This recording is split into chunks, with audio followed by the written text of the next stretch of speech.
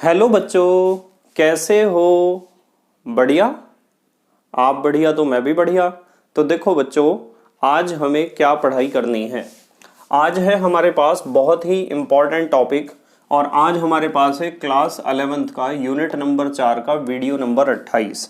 तो बेटे ये चौथे यूनिट का 28वां वीडियो है और इससे पहले 27 वीडियो आपको प्लेलिस्ट में भी मिल जाएंगे, नीचे डिस्क्रिप्शन में भी मिल जाएंगे और कुछ समय बाद आई बटन में भी लिंक आ जाएगा जहां आप यूनिट नंबर 4 के सभी वीडियोस को देख सकते हो, समझ सकते हो और अपने सुंदर से नोट्स बना सकते हो जो एग्जाम में आपकी बहुत ज़्यादा हेल्प करेंगे। इसी के साथ साथ आपको नीचे डिस्क्रिप्शन में पीडीएफ नोट्स का लिंक भी मिल जाएगा और आप पीडीएफ नोट्स के लिए टेलीग्राम पर भी सर्च कर सकते हो KMD सहारनपुर। तो देखते हैं आज का हमारा टारगेट क्या है। आज हमें बेटे बहुत इंपॉर्टेंट क्वेश्चन डिस्कस करना है और इस टॉपिक से हर साल एग्जाम में क्वेश्चन आते ही हैं। और यदि आप 12th क्लास के बाद किसी भी कॉम्पिटिटिव एग्जाम में बैठते हो, मेडिकल या इंजीनियरिंग के या फिर किसी और भी एग्जाम में बैठते हो, तो इस टॉपिक से क्वेश्चन जरूर पूछा जाता है और 12th क्लास में भी हमें बहुत ज़्यादा ज़रूरत पड़ती है संकरण की। तो आज का हमारा टारगेट है संकरण, या संकरण को हम इंग्लिश में क्या कहते हैं, हाइब्रिडाइजेशन। तो संकरण या हाइब्रिडाइजेशन के बारे में समझेंगे। तो यहाँ सबसे पहला क्वेश्चन तो हमारे दिमाग में यह आता है कि सर संकरण का क्या मतलब है, क्यों जरूरत पड़ी इसकी और किस वैज्ञानिक ने इसे दिया यानी समझाया। तो आपको ध्यान रखना है सबसे पहली बात तो आपको यह ध्यान रखनी है कि संकरण के बारे में बताने वाले वैज्ञानिक थे पॉलिंग। मतलब संकरण के बारे में एक तो पॉलिंग थे वैज्ञानिक जिन्होंने बताया था और दूसरे वैज्ञानिक थे स्लेटर। तो इन दो वैज्ञानिकों के नाम आपको याद रखने हैं। यदि एग्जाम में क्वेश्चन आता है कि संकरण या हाइब्रिडाइजेशन के बारे में किन वैज्ञानिकों ने बताया था, तो आपका आंसर क्या होना चाहिए, पॉलिंग व स्लेटर। अब दूसरा सवाल यह आता है कि सर पॉलिंग व स्लेटर ने संकरण के बारे में क्यों बताया था, इससे क्या लाभ हुआ, हमें क्या फायदा हुआ। इससे पता क्या फायदा हुआ, इससे फायदा यह हुआ कि संकरण से हमें पता चलती है बहुत से अणुओं की ज्यामितीय आकृति। तो बहुत सारे अणुओं की ज्यामितीय आकृति यदि आपको पता करनी हो तो ज्यामितीय आकृति को पता करने के लिए आपको संकरण बहुत ज्यादा मदद करता है, हेल्प करता है। तो यहाँ हम कारण भी लिख देते हैं कि पॉलिंग व स्लेटर ने बताया था संकरण के बारे में और अणुओं की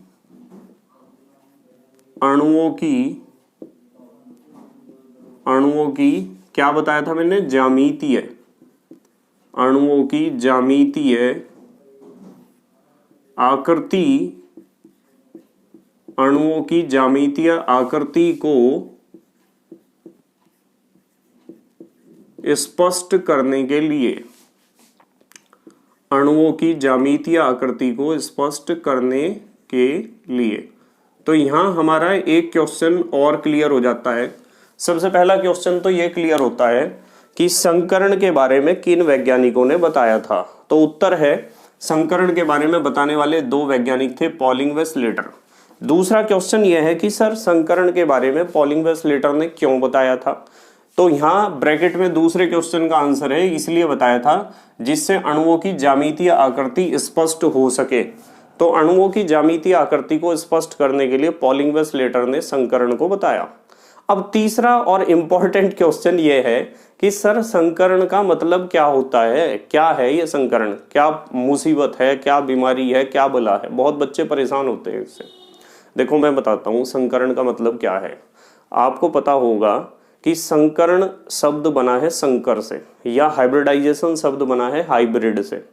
संकर या हाइब्रिड का मतलब होता है मिलावट। संकरण या हाइब्रिड, संकर कह दो या हाइब्रिड कह दो, दोनों का मतलब क्या होता है, मिलावट होता है, मिलावट। ठीक है, जैसे आप मार्केट में जाते हो ना, तो मार्केट में फॉर एग्जांपल गर्मियों का सीजन चल रहा है, तो गर्मियों के सीजन में आप मार्केट से जाके मान लो सलाद के लिए खीरे खरीदते हो, तो आपको वहाँ सब्जी की दुकान पर दो तरह के खीरे मिलेंगे। एक तो खीरे ऐसे मिलेंगे जो होंगे देसी खीरे और उनका रेट थोड़ा ज़्यादा होगा, देसी खीरे जो होंगे उनका रेट थोड़ा ज़्यादा होगा। और दूसरे खीरे होंगे हाइब्रिड। तो हाइब्रिड खीरे देखने में बहुत अच्छे होंगे और साइज भी उनका बड़ा होगा और उनका रेट भी कम होगा। तो आपको ध्यान रखना है कि वो जो हाइब्रिड खीरे हैं ना, वे हाइब्रिड खीरे को आप मोटी भाषा में कह सकते हो मिलावटी खीरे, यानी देसी और अंग्रेजी खीरों के क्रॉस से उन्हें बनाया गया है। उनके आपस में पर परागण से या निषेचन से बनाया गया है उनका बीज, और उस बीज से हमें जो खीरे प्राप्त होते हैं उनका प्रोडक्शन भी ज़्यादा होता है, उनका रंग रूप भी बहुत अच्छा होता है, साइज भी बहुत अच्छा होता है, देखने में बहुत अच्छे होते हैं, पर शायद उनके अंदर उतने ज़्यादा पोषक तत्व नहीं होते हैं, इसलिए वे सस्ते हैं क्योंकि उनका प्रोडक्शन ज़्यादा है। तो हाइब्रिड का मतलब मिलावट। जैसे आपने एक एग्जाम्पल सुना होगा कि एक तो होता है घोड़ा और एक तो होता है गधा और एक तो होता है खच्चर। तो ये जो खच्चर है ना, ये घोड़े और गधे की मिलावट है। खच्चर क्या है? घोड़े और गधे की मिलावट। यानी जब घोड़े और गधे के बीच में क्रॉस कराया जाता है, बायोलॉजी के बच्चे ज्यादा समझते हैं इस चीज को, तो उससे हमें खच्चर मिलता है। तो खच्चर घोड़े और गधे का एक मिलावट या संकर या हाइब्रिड है। तो यहाँ बिल्कुल वही मतलब है, थोड़ा सा ध्यान से समझना पड़ेगा आपको। देखो यहाँ लिखा हुआ है संकरण या हाइब्रिडाइजेशन। हमें पता चल गया, पॉलिंग व स्लेटर ने बताया था, और हमारे पास जो बहुपरमाणुक अणु होते हैं उनकी ज्यामितीय आकृति को स्पष्ट करने के लिए, ज्यामितीय संरचना को स्पष्ट करने के लिए बताया था। अब संकरण का मतलब पता क्या होता है? संकरण का मतलब होता है कि जो परमाणुओं के कक्षक होते हैं ना, परमाणुओं के कक्षक जिनकी ऊर्जा लगभग समान होती है, वे आपस में मिलते हैं और आपस में मिलकर संख्या में उतने ही पूर्ण रूप से समान ऊर्जा वाले नए कक्षकों का निर्माण करते हैं। मैं रिपीट कर रहा, एक बार ध्यान से समझना।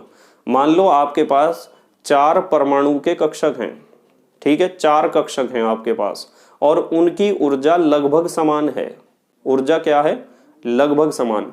तो लगभग समान ऊर्जा वाले 4 कक्षक हैं।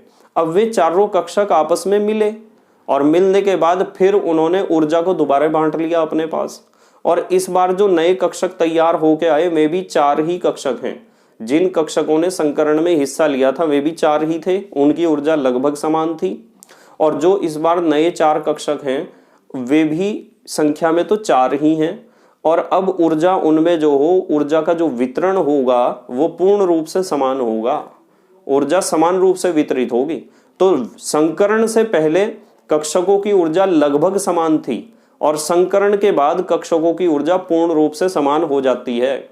तो संकरण इसलिए होता है कि जिससे लगभग समान ऊर्जा वाले कक्षक पूर्ण रूप से समान ऊर्जा वाले कक्षकों में बदल जाएं।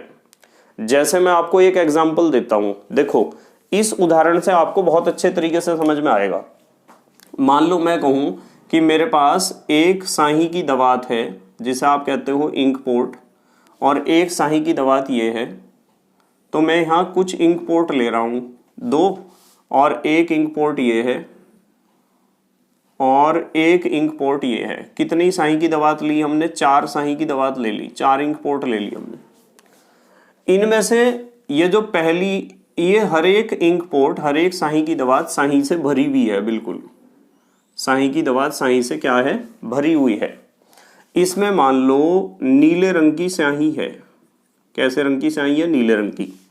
जिन बच्चों को ऐसा लगता है ना कि वीडियो की स्पीड स्लो है, वो वीडियो की स्पीड फास्ट करके देख लिया करो, क्योंकि जिन बच्चों ने इन टॉपिक्स को पहले से पढ़ रखा है उन्हें लगता है कि शायद स्लो चल रहा है, इसलिए वो अपनी स्पीड बढ़ा लिया करो जिन्होंने पहले से टॉपिक पढ़ रखा है।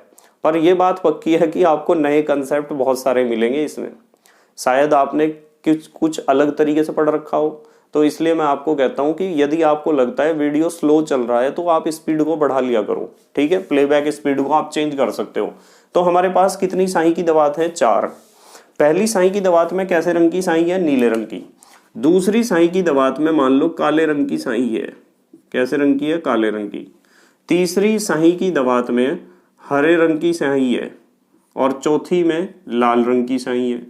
तो जब ये स्याही की दवात स्याही से पूरी भरी हुई होंगी ना, इंक से पूरी फुलफिल होंगी, तो भरे हुए इंक पोर्ट को यदि आप दूर से देखते हो ना तो उसका कलर पता नहीं चलता है कि इसमें कैसे कलर की इंक है। मोस्टली आप नीले और लाल रंग की स्याही या नीले और काले रंग की स्याही में तो अंतर कर ही नहीं पाओगे यदि इंक पोर्ट में भरी हुई रखी होगी स्याही, कर नहीं पाओगे ना। तो मैं ऐसा कह सकता हूं कि ये जो चारों शाही की दवात है इनमें 4 कलर की इंक है और इनके कलर जो है ना, इनके रंग क्या हैं? इनके रंग लगभग समान हैं। कैसे हैं? लगभग समान। थोड़ा ध्यान से समझना, ये 4 शाही की दवात है, इनके रंग लगभग समान है। अब मैंने क्या काम करा कि एक बड़ा सा बर्तन ले लिया, ऐसा बड़ा सा बर्तन, जैसे शादियों में या पार्टियों में हलवाइयों के पास बड़े बड़े बर्तन होते हैं ना, मान लो ऐसा कोई बर्तन ले लिया मैंने, या बड़ा सा कोई भिगोना ले लिया, ठीक है। अब क्या करा, इस नीले रंग की शाही को भी इसमें उड़ेल दिया, काले वाली शाही को भी, हरे वाली शाही को भी और लाल वाली शाही को भी। चारों कलर की जो इंक थी उन्हें इसमें मैंने भर दिया, उड़ेल दिया। उड़ेलने के बाद मुझे यूं बताओ कि ये चारों इंक पोर्ट खाली हो गए ना, चारों इंक पोर्ट खाली हो गए, तो मैंने इन खाली इंक पोर्ट को, खाली शाही की दवात को यहाँ रख दिया, ये रख दिया मैंने, चारों अब मेरे पास खाली हैं। अब क्या करा, अब हमने इस मिक्सचर को, इस मिश्रण को इसमें भी भर दिया, इसमें भी भर दिया, इसमें भी भर दिया और इसमें भी भर दिया। अब भी ये शाही की दवात क्या हो चुकी हैं? भर चुकी हैं। अब जरा मुझे एक बात बताओ, वहां जब ये चारों शाही की दवात पहले मिलाने से पहले इनके रंग कैसे थे? लगभग समान थे। अब बताओ इनके रंग कैसे हो जाएंगे? इनके रंग हो जाएंगे, कैसे हो जाएंगे बताओ? इनके रंग हो जाएंगे पूर्ण रूप से समान। अब इनके कलर कंप्लीटली इक्वल या एग्जैक्टली इक्वल हो जाएंगे। बताओ ये खेल समझ में आता है क्या आपके? यदि आपको ये खेल समझ में आता है ना, तो जैसा शाही की दवातों के साथ मैंने किया है, 4 दवातों के साथ, वैसा ही होता है परमाणु के कक्षकों के साथ।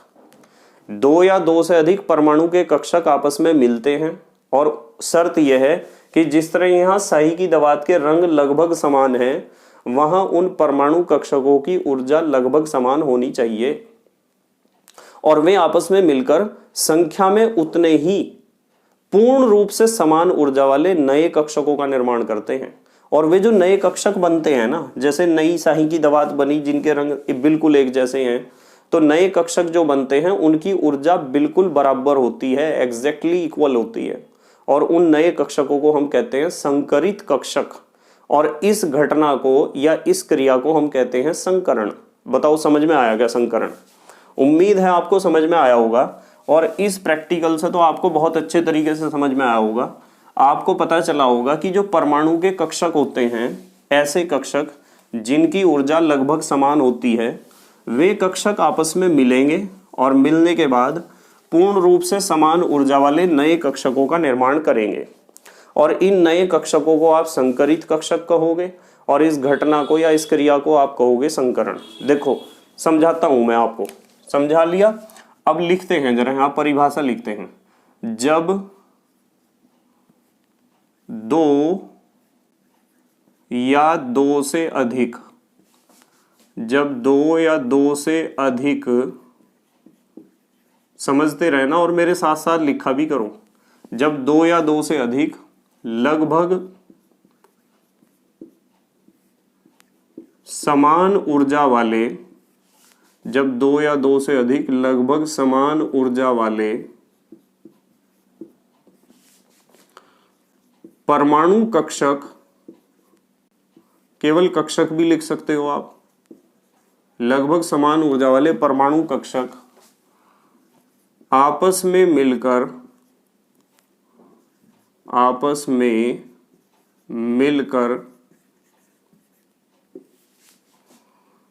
उतने ही का मतलब संख्या में उतने ही होने चाहिए, उतने ही पूर्ण रूप से समान ऊर्जा वाले, पूर्ण रूप से समान ऊर्जा वाले नए कक्षकों का क्या करते हैं? निर्माण करते हैं। नए कक्षकों का निर्माण करते हैं, नए कक्षकों का निर्माण करते हैं। तो इन नए कक्षकों को, जो नए कक्षक हैं उनकी ऊर्जा बिल्कुल एक जैसी होगी, बिल्कुल समान। इन नए कक्षकों को संकरित, क्या लिखा है, संकरित, इन नए कक्षकों को संकरित कक्षक कहते हैं। बताओ समझ में आई क्या बात? इन नए कक्षकों को संकरित कक्षक कहते हैं तथा यह संपूर्ण क्रिया क्या कहलाती है? बताओ, यह संपूर्ण क्रिया क्या कहलाती है? संकरण। यह संपूर्ण क्रिया संकरण कहलाती है। संकरण कह दो या हाइब्रिडाइजेशन कह दो।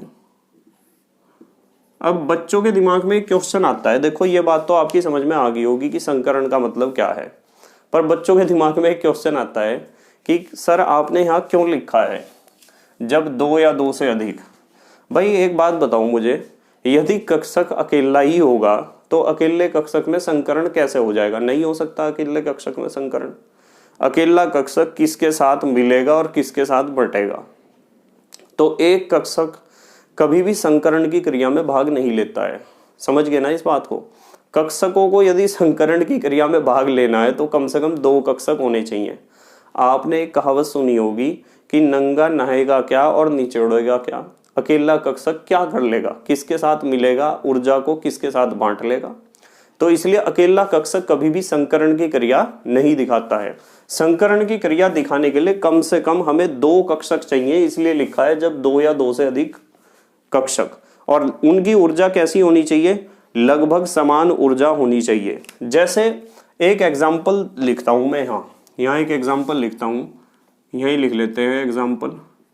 जो CH4 होता है ना, CH4 में कार्बन का संकरण यदि आप चेक करते हो तो CH4 में कार्बन का संकरण होता है sp3। क्या होता है? sp3। मीथेन में कार्बन का संकरण sp3 होता है। ठीक है, ये बात आपको समझनी चाहिए। कैसे होता है देखो, मैं आगे एक्सप्लेन करूंगा। यहां एक बात समझाता हूं पहले आपको। संकरण तो आपकी समझ में आ गया। अब हम बात करेंगे संकरित कक्षक की आकृति के बारे में। संकरित कक्षक की आकृति, कि जो संकरित कक्षक हैं उनकी आकृति कैसी होती है। कभी कभार कोई पेपर सेटर ऐसा होता है कि इसके बारे में भी क्वेश्चन पूछ लेता है, तो थोड़ी सी बात कर लें इसके बारे में कि संकरित कक्षक की आकृति कैसी होती है। जरा इस लाइन को सीधा खींच दूं। संकरित कक्षक की आकृति कैसी होती है, थोड़ी सी बात करेंगे इसके बारे में। संकरित कक्षक की आकृति, देखो संकरित कक्षक की आकृति को समझने के लिए आपको एक बात समझनी पड़ेगी कि संकरित कक्षक में जो है ना, दो लोब होते हैं। लोब कह दो या पाली कह दो। एक तो ऐसा लोब होता है, ठीक है, और ये है नाभिक। कक्षक नाभिक के चारों ओर ही तो होते हैं, और एक लोब ये है। तो दो लोब होते हैं, लोब कह दो या पाली कह दो। तो ध्यान रखना है आपको कि संकरित कक्षक के कितनी पाली होती हैं? दो। एक तो छोटी पाली और एक तो बड़ी पाली। यहां मैं लिख सकता हूं कि ये तो है छोटी पाली यानी छोटा लोब, और ये है बड़ी पाली, बड़ी पाली। ठीक है, तो इसमें और बीच वाला जो हिस्सा है ना, ये जो हमने डार्क कलर से हमने इसमें कलर भरा है, ये क्या है? ये है नाभिक। ये परमाणु का नाभिक है जिसके चारों तरफ क्या है? वो कक्षक है। ठीक है, तो एक तो छोटी पाली होती है, एक तो बड़ी पाली। छोटी पाली के खासियत ये है कि इसमें इलेक्ट्रॉन का घनत्व कम होता है। इलेक्ट्रॉन घनत्व, इसमें आपको इलेक्ट्रॉन का घनत्व कम मिलेगा, इलेक्ट्रॉन डेंसिटी इसमें कम मिलेगी। और जबकि बड़ी पाली में आपको इलेक्ट्रॉन घनत्व मिलेगा अधिक। इलेक्ट्रॉन घनत्व कैसा मिलेगा? अधिक मिलेगा। यहाँ इलेक्ट्रॉन ज्यादा हैं। अच्छा एक बात बताऊं आपको, ये जो बड़ी पाली है ना, इसमें इलेक्ट्रॉन घनत्व अधिक है क्योंकि इसमें बंध बनाने वाले इलेक्ट्रॉन होते हैं। तो बॉन्ड प्रोसेस में जिन इलेक्ट्रॉनों ने पार्टिसिपेट किया है या करेंगे वे सब इसमें बड़ी पाली में ही मिलते हैं। तो आप लिख सकते हो कि इसमें होते हैं बंध में प्रयुक्त इलेक्ट्रॉन। बॉन्ड प्रोसेस में जो इलेक्ट्रॉन प्रयुक्त हुए हैं वे सब कहां मिलते हैं? बड़ी पाली में ही मिलते हैं। ध्यान रखोगे ना इस चीज को। चलो अगले स्टेप पे मूव कर रहे हैं। अब हमें समझना है कि संकरण की आवश्यकता आखिरकार क्यों पड़ी। यहां से समझेंगे, चलो यहां से समझेंगे कि संकरण की आवश्यकता क्यों पड़ी। संकरण की आवश्यकता, देखो बहुत बढ़िया क्वेश्चन है। हर एक कंसेप्ट को इसलिए समझाता हूं क्योंकि कहीं से भी कोई भी क्वेश्चन आ सकता है एग्जाम में, और हम शॉर्टकट तो मार नहीं सकते हैं बिल्कुल भी, क्योंकि आपको 11th 12th के बाद कुछ और भी पढ़ाई करनी है जहां इन सभी बातों की जरूरत पड़ने वाली है। इसलिए मैं कोशिश करता हूं कि सरल तरीके से आपको समझाऊं और हर एक कंसेप्ट को क्लियर भी कर दूं। देखो यहाँ हमारा क्वेश्चन है संकरण की आवश्यकता क्यों पड़ी। देखो संकरण की आवश्यकता इसलिए पड़ी क्योंकि जो वैलेंस बॉन्ड थ्योरी है ना, VBT संयोजकता आबंध सिद्धांत, वो सारे अणुओं की व्याख्या नहीं कर पाता है। बहुत सारे अणु ऐसे हैं जिनकी व्याख्या सही तरीके से नहीं कर पाता है VBT। जैसे हमने यहाँ एग्जांपल लिया है ना CH4 की ही बात करेंगे, वहीं से ही समझेंगे हम, ठीक है। तो यहां मैं लिखता हूं कि VBT वैलेंस बॉन्ड थ्योरी बहुत से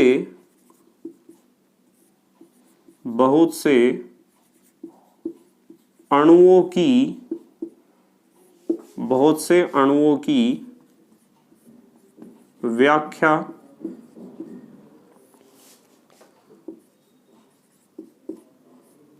नहीं कर पाती है। बहुत से ऐसे अणु हैं जिनकी व्याख्या VBT से नहीं होती है। जैसे एक एग्जांपल बताता हूं आपको, जैसे हम बात करेंगे CH4 की। जैसे VBT के अनुसार, एक सेंटेंस ही लिख लेते हैं चलो, जैसे VBT के अनुसार, वैलेंस बॉन्ड थ्योरी के अनुसार CH4 के चारों बॉन्ड, CH4 में कितने बॉन्ड होते हैं? 4 होते हैं ना, एक कार्बन बीच में और 4 हाइड्रोजन चारों तरफ, तो 4 ही तो बॉन्ड होंगे। तो VBT के अनुसार यदि चलोगे तो CH4 के चारों बॉन्ड समान लंबाई के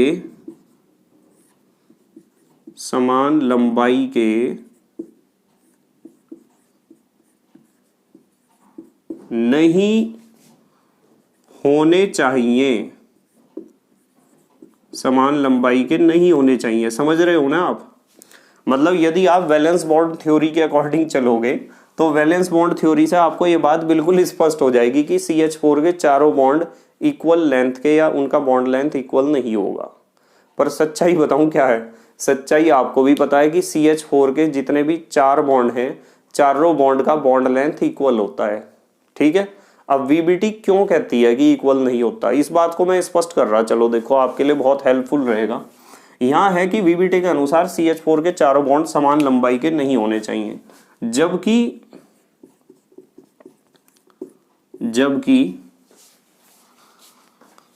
CH4 के चारों बॉन्ड कह दो या बंध कह दो, एक ही बात है, चारों बंध समान लंबाई के होते हैं, समान लंबाई के होते हैं। अतः कोमा क्या है यहाँ, फुल स्टॉप लगाओ, फुल स्टॉप। अतः संकरण की आवश्यकता पड़ी। मतलब संकरण की आवश्यकता हमें इसीलिए पड़ी क्योंकि संकरण से तो हम इस बात को स्पष्ट कर देंगे कि चारों बॉन्ड इक्वल लेंथ के हैं, जब मैं संकरण को पूरा क्लियर कर दूंगा।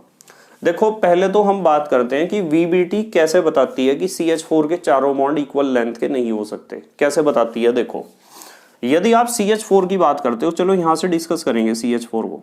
यदि आप CH4 की बात करते हो तो इसमें एक तो कार्बन है, 4 है इसमें हाइड्रोजन।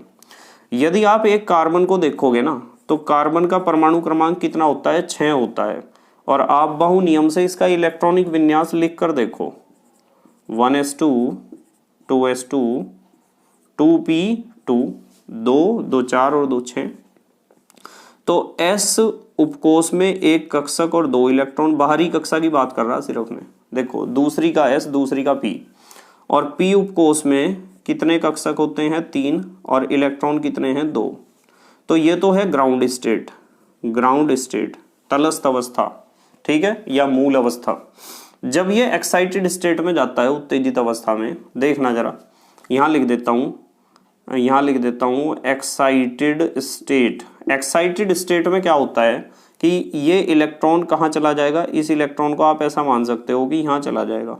तो स्थिति ये बनेगी 1 2 3, यानी ये तो हमारे पास 2s कक्षक है और ये हैं 2p के तीनों कक्षक। तो अब क्या होगा, ये स्थिति बनेगी, थोड़ा ध्यान से समझते रहना। मतलब कहने की बात यह है कि कार्बन की तो हालत होगी ये, और इस हालत में यदि आप कार्बन को देखोगे तो वैलेंस बॉन्ड थ्योरी बताती है कि मेरा काम है अयुग्मित इलेक्ट्रॉनों के दुखों को दूर करना, अनपेयर्ड इलेक्ट्रॉन्स की जो प्रॉब्लम्स हैं उन्हें सॉल्व करना। तो ये जो अनपेयर्ड इलेक्ट्रॉन है, एक तो S में है और 3 अनपेयर्ड इलेक्ट्रॉन है P में। अब ये एक कार्बन कितने हाइड्रोजन के साथ जुड़ता है, 4। तो 4 हाइड्रोजन भी तो होंगे, 4 हाइड्रोजन एटम होंगे। एक हाइड्रोजन एटम होगा, उसका इलेक्ट्रॉनिक विन्यास 1s1 होगा और उसमें एक अनपेयर्ड इलेक्ट्रॉन होगा। दूसरा हाइड्रोजन एटम, उसका भी इलेक्ट्रॉनिक विन्यास 1s1 होगा, उसमें भी एक अनपेयर्ड इलेक्ट्रॉन होगा। तीसरा हाइड्रोजन एटम, उसका इलेक्ट्रॉनिक विन्यास भी 1s1 होगा और उसमें भी एक अनपेयर्ड इलेक्ट्रॉन होगा। और चौथा हाइड्रोजन एटम, परमाणु क्रमांक 1, इलेक्ट्रॉनिक विन्यास 1s1 और एक अनपेयर्ड इलेक्ट्रॉन इसमें भी होगा। तो 4 तो अनपेयर्ड इलेक्ट्रॉन है कार्बन के पास और एक एक अनपेयर्ड इलेक्ट्रॉन है चारों हाइड्रोजन के पास। तो मुझे एक बात बताओ, मुझे यूं बताओ कि CH4 में यदि वैलेंस बॉन्ड थ्योरी के अकॉर्डिंग आप चलते हो तो इसलिए VBT के अनुसार, यदि वैलेंस बॉन्ड थ्योरी के अनुसार आप चलते हो तो अतिव्यापन किस तरह का होगा, अतिव्यापन के प्रकार। वैलेंस बॉन्ड थ्योरी ने क्या बताया था हमें, वैलेंस बॉन्ड थ्योरी ने बताया था कि जो अयुग्मित इलेक्ट्रॉन वाले कक्षक हैं वे आपस में क्या करते हैं, अतिव्यापन करते हैं। तो अतिव्यापन देखो जरा ध्यान से, ये किस में है, S, ये तो S कक्षक में है और इसे पहले को उठा लिया मैंने, 4 हाइड्रोजन है पहले को, इसका S और इसका S। तो एक तो अतिव्यापन होगा SS, ठीक है, SS अतिव्यापन होगा। फिर क्या होगा, ये S है और ये दूसरा इसका और दूसरा इसका, हाइड्रोजन तो दूसरा परमाणु और यहाँ दूसरा इलेक्ट्रॉन, तो P और S, तो दूसरा अतिव्यापन तो SP होगा। और तीसरा भी S और P होगा, तीसरा इलेक्ट्रॉन यही तो है, तीसरा भी SP होगा। और चौथा S और P, चौथा भी SP होगा। अब मुझे एक बात बताओ, आप सोच के, यदि दिमाग आपका ठीक ठाक काम कर रहा तो एक बात बताओ, यूं बताओ कि ये दोनों S कक्षक हैं, S कक्षक हैं क्या, ये दोनों S कक्षक हैं। S कक्षक और P कक्षक की आकृतियां तो, आकार तो अलग अलग होते हैं ना। तो यदि आप वैलेंस बॉन्ड थ्योरी या संयोजकता आबंध सिद्धांत से चलोगे तो यहाँ आपको पता चलेगा कि यार इस वाले बॉन्ड का लेंथ तो कम होना चाहिए थोड़ा और इस वाले बॉन्ड का लेंथ होना चाहिए ज्यादा, क्योंकि P कक्षक का शेप जो है वो S कक्षक से थोड़ा बड़ा होता है। तो अतिव्यापन तो यहाँ भी होगा, यहाँ भी होगा, यहाँ भी। हालांकि इन तीनों का बॉन्ड लेंथ इक्वल होना चाहिए VBT के अकॉर्डिंग, इन तीनों का बॉन्ड लेंथ तो होना चाहिए बराबर, और इस वाले अतिव्यापन में बॉन्ड लेंथ होना चाहिए सबसे कम। पर क्या ऐसा होता है, नहीं, ऐसा होता तो नहीं है। यदि आप CH4 का स्ट्रक्चर देखते हो तो CH4 के स्ट्रक्चर में, यहां बनाता हूं, चलो ये CH4 का स्ट्रक्चर है, तो यदि CH4 के स्ट्रक्चर में आप देखते हो तो CH4 में ये जो चारों बॉन्ड है ना, ये वाला, ये वाला, ये वाला और ये वाला, इन चारों बॉन्ड का बॉन्ड लेंथ इक्वल होता है, बराबर। और VBT ने क्या बताया? VBT ने बताया कि जो SS अतिव्यापन से बॉन्ड बनेगा वो छोटा होगा, SP से और SP से और SP से, ये तीनों बॉन्ड तो होंगे थोड़े लेंथ में बड़े और ये छोटा होगा। बताओ VBT फेल नहीं होगी क्या? वैलेंस बॉन्ड थ्योरी फेल होगी ना।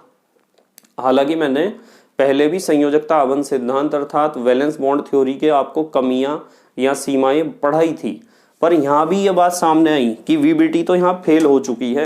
और यदि VBT फेल हो चुकी है तो साफ बात है कि संकरण ही अब हमें सहारा देगा। संकरण के द्वारा ही हम समझ सकते हैं कि आगे क्या होना है, जो बहुपरमाणु अणु हैं उनकी संरचना का कैसे पता चलना है। ठीक है, चलो अगले स्टेप पर मूव करते हैं। अगला स्टेप है हमारा संकरण के लिए आवश्यक परिस्थितियां। यहां से लिखता हूं मैं, एक हेडिंग लिखता हूं, संकरण के लिए, संकरण के लिए आवश्यक परिस्थितियां। संकरण के लिए आवश्यक परिस्थितियां कौन कौन सी कंडीशंस हैं जो संकरण के लिए बहुत आवश्यक हैं? ठीक है, संकरण के लिए आवश्यक परिस्थितियां। आप एक काम करो, आप जल्दी से पॉज करके लिख लो, ठीक है, फिर मैं मिटाता हूँ इसे, फिर अगले उस पे पढ़ेंगे। मिटाता हूँ, जल्दी से पॉज कर लो और लिख लो आप जल्दी से, या फिर आप स्क्रीनशॉट ले लो। ठीक है, थोड़ा नीचे, इतना नीचे लिख नहीं सकते ना, लिखने में प्रॉब्लम होती है, इतने नीचे लिख लिया बेटे? या तो लिख लो या तो स्क्रीनशॉट ले लो। लिख लिया? ठीक है।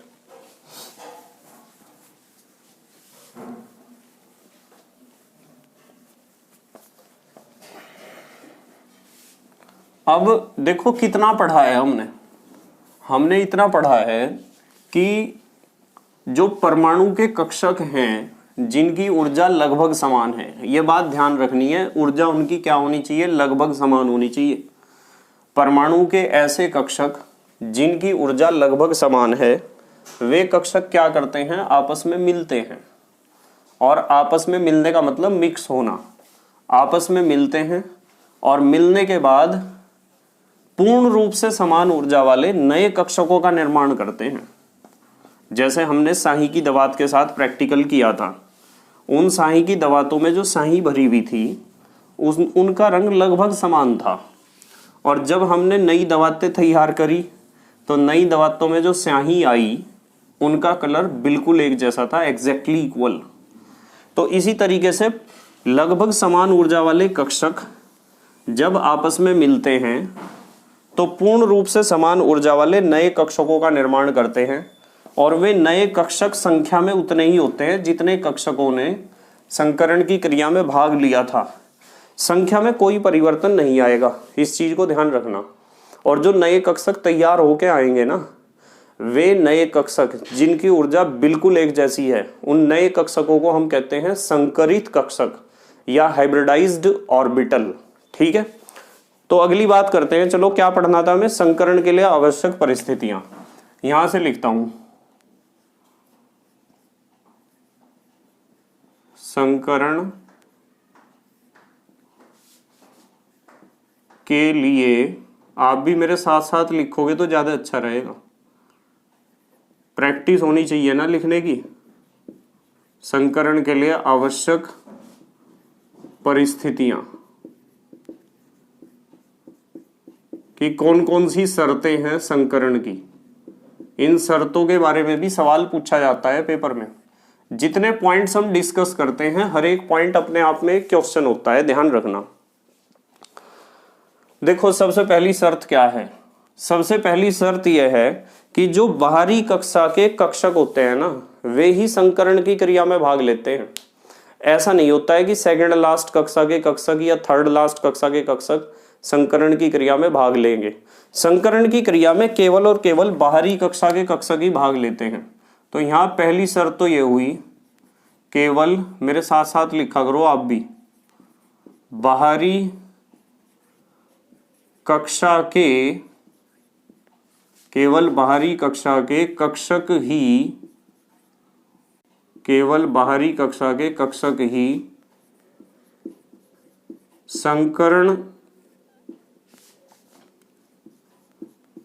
की क्रिया में, संकरण की क्रिया में क्या कर सकते हैं, भाग ले सकते हैं। पहली शर्त तो यह है, समझ में आ गई होगी पहली शर्त, क्योंकि उन्हें नहीं, उन्हीं बाहरी कक्षा के इलेक्ट्रॉनों को ही तो बॉन्ड प्रोसेस में पार्टिसिपेट करना है, बंध बनाने की प्रक्रिया में उन्हें ही तो भाग लेना है। ठीक है।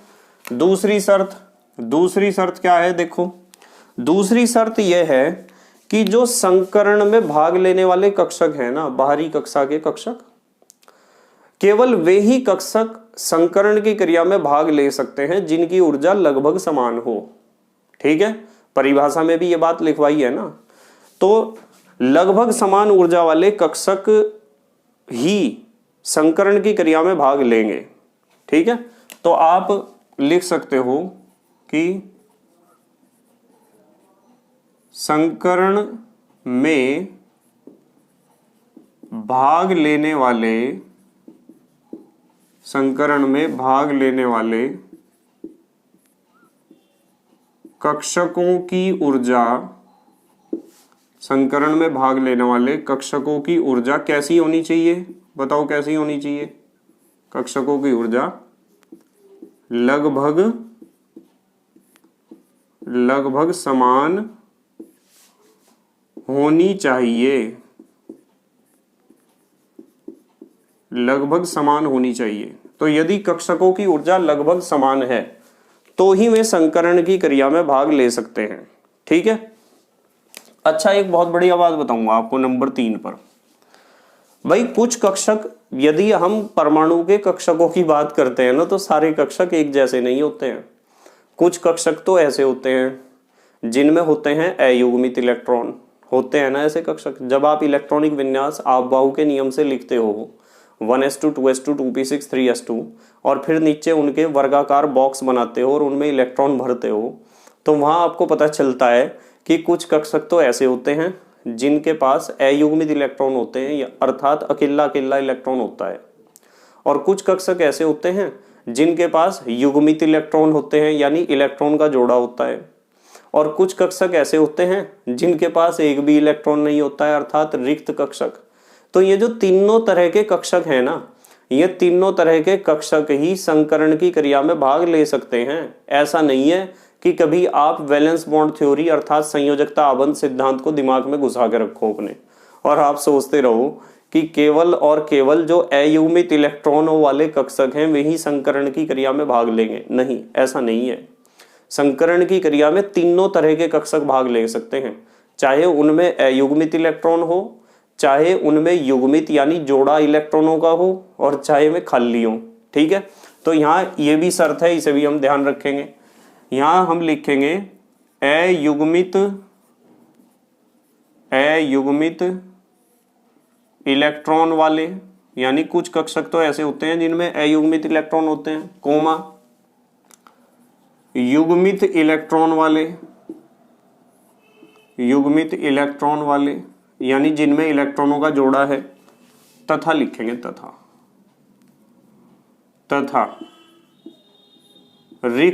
रिक्त माने खाली, जिनमें ना तो एक इलेक्ट्रॉन है ना तो दो इलेक्ट्रॉन है, रिक्त, कोमा तीनों प्रकार के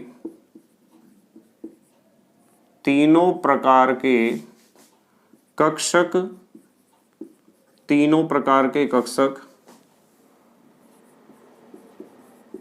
संकरण की क्रिया में, तीनों प्रकार के कक्षक संकरण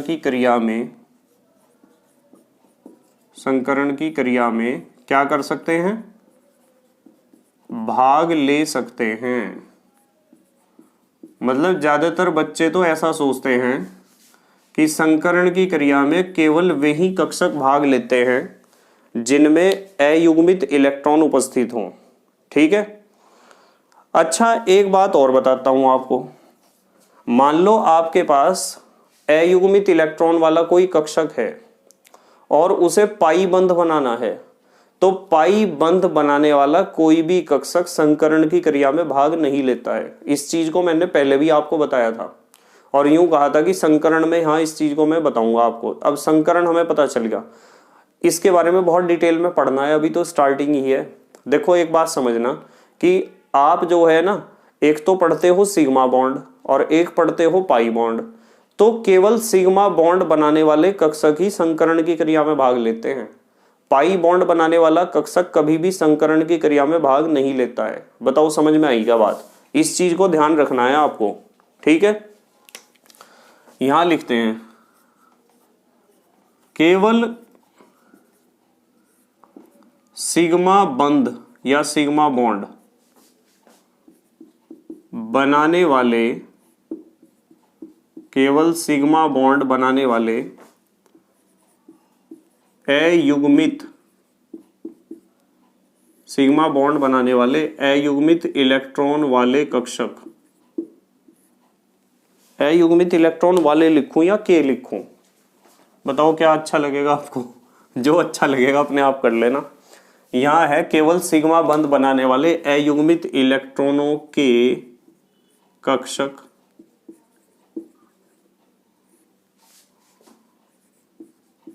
संकरण की क्रिया में, संकरण की क्रिया में भाग लेते हैं, संकरण की क्रिया में भाग लेते हैं, जबकि पाई बॉन्ड, बॉन्ड कह दो या बंध कह दो, एक ही बात होती है, जबकि पाई बॉन्ड बनाने वाले, पाई बॉन्ड बनाने वाले अयुग्मित, पाई बॉन्ड बनाने वाले अयुग्मित इलेक्ट्रॉन के कक्षक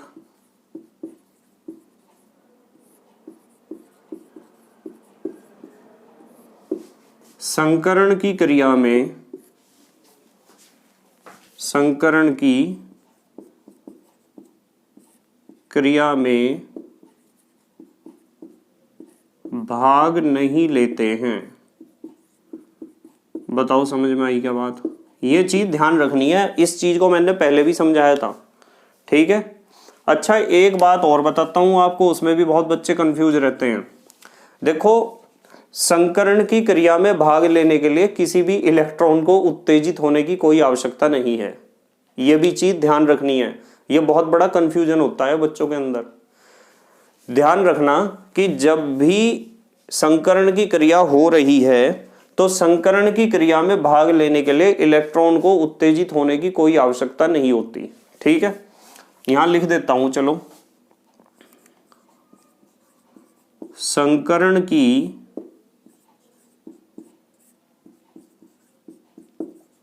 क्रिया में भाग लेने के लिए, संकरण की क्रिया में भाग लेने के लिए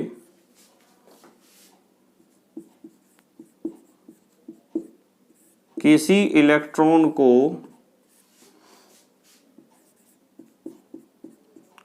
उत्तेजित नहीं होना पड़ता है। ठीक है, मतलब इलेक्ट्रॉन को उत्तेजित होने की कोई आवश्यकता नहीं होती है यदि संकरण की क्रिया में भाग लेना है। ठीक है। अब हमारे देश के प्यारे प्यारे बच्चे जल्दी से पोज करके लिखेंगे या स्क्रीनशॉट लेंगे? ले लिया बेटे स्क्रीनशॉट? ठीक है। तो बेटे मुझे उम्मीद है कि आपको संकरण का बेसिक कंसेप्ट क्लियर हुआ होगा। संकरण का कुछ भी इतना बड़ा मतलब नहीं है, सीधी सादी बात है, इंटरमिक्सिंग ऑफ एटॉमिक ऑर्बिटल्स, परमाणु कक्षकों का आपस में घुल मिल जाना और ऊर्जाओं को दोबारा बांट लेना, जिससे वे इक्वल एनर्जी के हो जाएं। और यदि उनका एनर्जी लेवल सबका बिल्कुल एक जैसा हो जाएगा ना, तो उनमें से कोई भी कक्षक कहीं भी किसी के साथ भी बॉन्ड बना सकता है, उन्हें बॉन्डिंग प्रोसेस में दिक्कत नहीं होगी। ठीक है, एनर्जी लेवल इक्वल करना इसका टारगेट है। अब संकरण के बारे में और भी बहुत सारी बातें हमें पढ़नी है, अगले लेक्चर में मैं आपको पढ़ाऊंगा। बस मेहनत और ईमानदारी से पढ़ाई करते रहो, और हैंड रिटन नोट्स सबसे अच्छे होते हैं जो आपके द्वारा लिखे जाते हैं, इस चीज को ध्यान रखना हमेशा। ठीक है, तो thank you very much for watching this video. Okay, bye.